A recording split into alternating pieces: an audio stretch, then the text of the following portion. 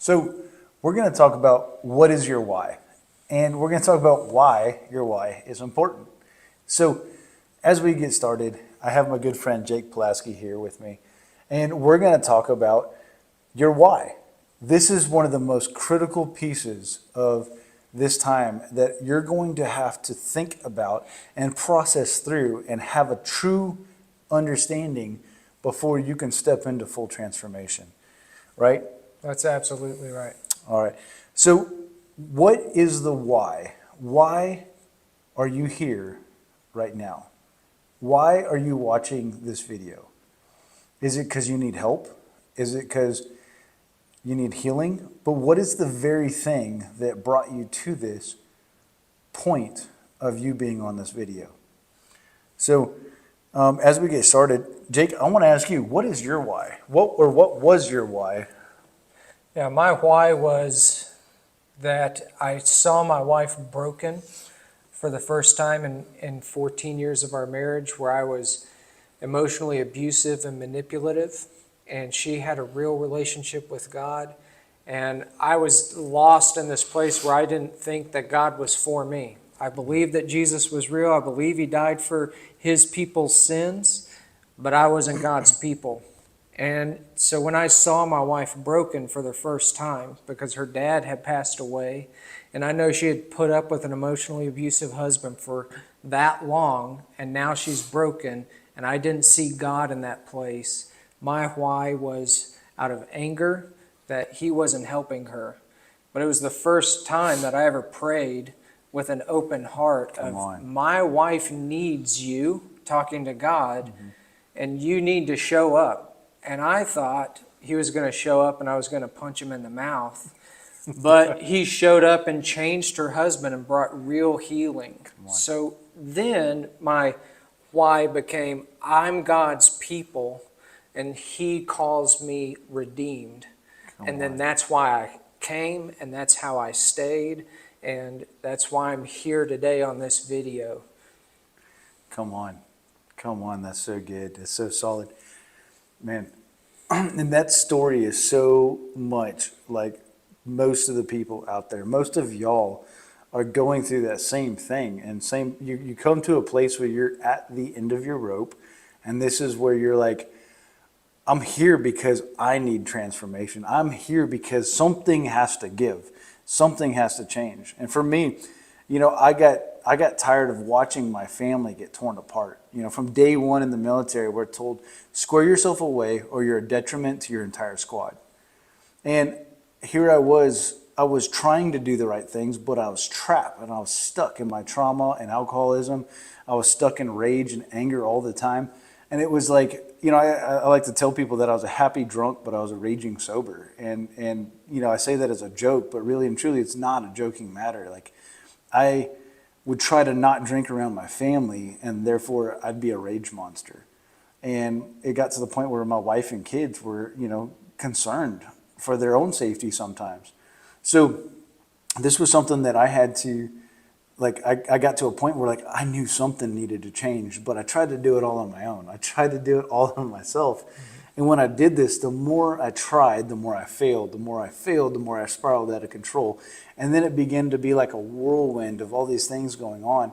And I was like a dog chasing my own tail, unable to stop the things that were going on. And I got to a point and I told the Lord, I can't keep doing this to my family. I need you to help change me, bring transformation in me, so my family doesn't have to keep going through this. That was my why for showing up. But then as the Lord began to cultivate and work things into my heart and out of my life, then my why began to shift towards him.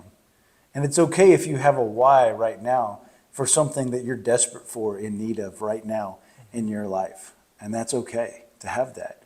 Use that. Let's use that to start as a starting place to step into a new why of what God has for you.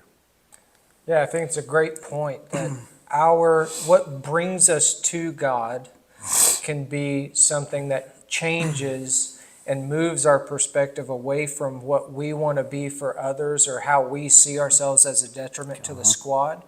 And then it matures into a pure motive of a deeper relationship with our Creator so that He can do that inner work in us, that we can turn around and do this, bring the same healing to our families. Absolutely. Absolutely. 100%. And we get to be the catalyst of change in our households. We get to be the catalyst of change in our families. 100%. So we're going to take a moment so you guys can hear a handful more of whys. And everyone's why would be different. And it's okay to have a different why. But it's so important that you know what your why is. Because as we step into this realm, there's a whole lot of unknown. Like we have this, it's like this mass void in between where we are now and where we want to be and what we can see ourselves being. And some of us, we're in a place where I can't even see myself being anything. I just have this glimmer of hope that there's something better than what I already have out right now. So I want to encourage each and every one of you to lean into that why, because that why is going to help you bridge that gap between where you are now and stepping into that new place. So, Jake, you said this. I'm going to look at my notes here. So you said this. You said your why comes from where you are keeping you from who you are.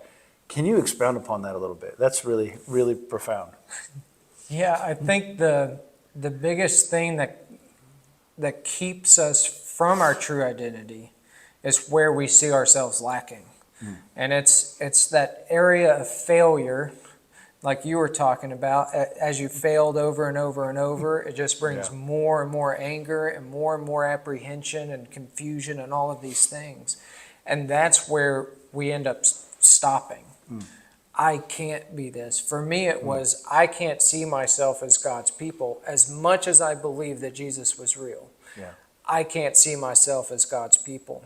And so if I can't see myself as God's people, I don't get His promises. I don't get His healing. I don't get His salvation. I don't get any of the good things that come with my belief. And so my why came from where I wasn't allowing myself to see the truth. And that was the reality of, like, God's promise for me was to be His son, to be a godly man, to be a godly father, to be the husband my wife needed. And I wasn't allowing myself to do that for that long. For 14 years of my marriage, I was a bad husband. For 6 years of my oldest daughter's life, I was a bad dad.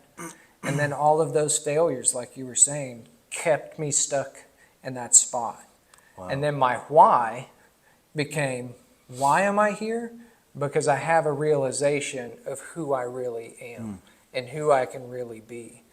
And that's why I was able to turn around and give the same thing to my family, because that's the truth. Come on.